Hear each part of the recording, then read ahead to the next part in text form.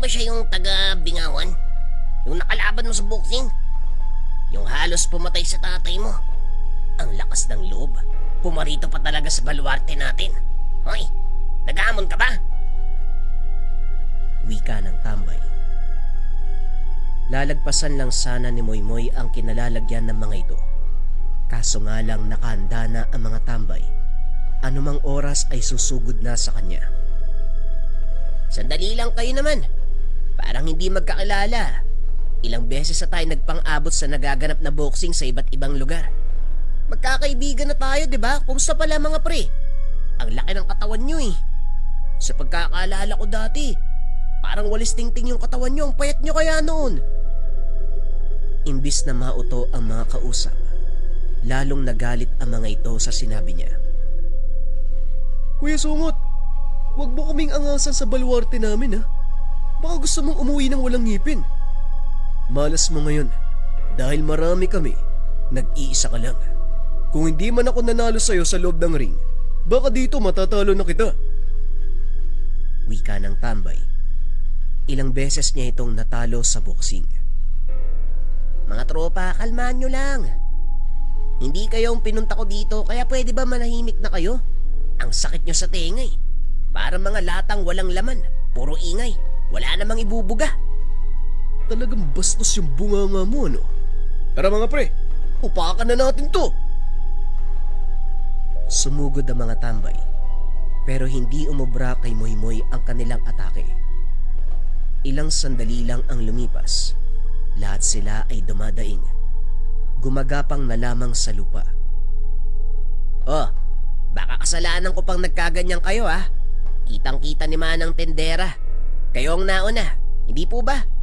Bahala kayo dyan. Wika ni Moymoy. Dali-daling umalis sa lugar. Ang tenderang nakasaksi ay napailing na lamang. Matapos ang ilang sandaling paglalakad, nakarating na si Moymoy sa malawak na palayan. Napapakamot na lamang ng ulo dahil hindi na alam kung saan pa tutungo. Nang makahanap ng pwesto sa tabi, naupo at sinamantala ang pagkakataong makapaghapunan. Mabuti na lang naisipan kong magbaon. Kakain muna ako bago mambiktima ng mga aswang. Sana lang talaga hindi sobrang pangit ng makakalaban ko para hindi nakakatakot. Pero teka, meron bang ganong aswang? Yung hindi pangit? Parang wala yata. Ay nako, bahala na nga. Habang tahimik na kumakain sa gilid, napansin niya ang kakaibang enerhiya ng kwintas. Hindi ito binigyan ng atensyon sa pag-aakalang dalalang ng malakas na hangin, pero napapitlag na lamang nang maramdaman ang malakuryenteng taglay. Sa gulat ay ilang sandaling natigilan. Grabe naman. Hindi sinabi ni Lolo na ganito pala yung mutsyang to. Gulat tuloy ako. Ayos. Saktong-sakto yung suntok ko dito.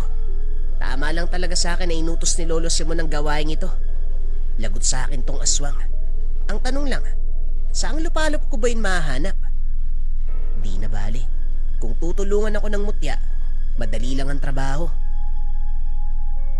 Makalipas ang ilang sandali, muling naglakad si Moymoy. Binabagtas ang kahabaan ng daan kahit walang eksaktong patutunguan. Sa dulo ng palayan may naaninag siyang kabahayan. Tahimik na ang paligid, pero may anino na nakaagaw ng atensyon. Nasa mismong bubong. Nang maramdaman ang senyales ng tangan, walang pagdadalawang isip na dumampot ng bato, sabay tira sa nilalang. Tinamaan sa ulo. Lumingon ang halimaw. Dali-daling bumaba at saka nagtungo sa kakawayan.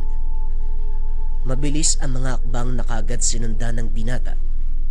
Nalingat pa akong minsan dahil bigla na lamang nawawala. Basta na lang ding sumusulpot sa iba't ibang direksyon. Gayunpaman, hindi tinigilan hanggang sa mukhaan ng nakarap. Hindi maiwasan ni Moymoy na mandiri sa itsura ng aswang, lalo pat walang humpay sa pagtulo ang malagkit nitong laway. Idagdag pa ang matinding amoy. Sa tao ang hubog ng katawan, pero masyadong maitim. Mahaba ang kuko sa mga kamay at paa.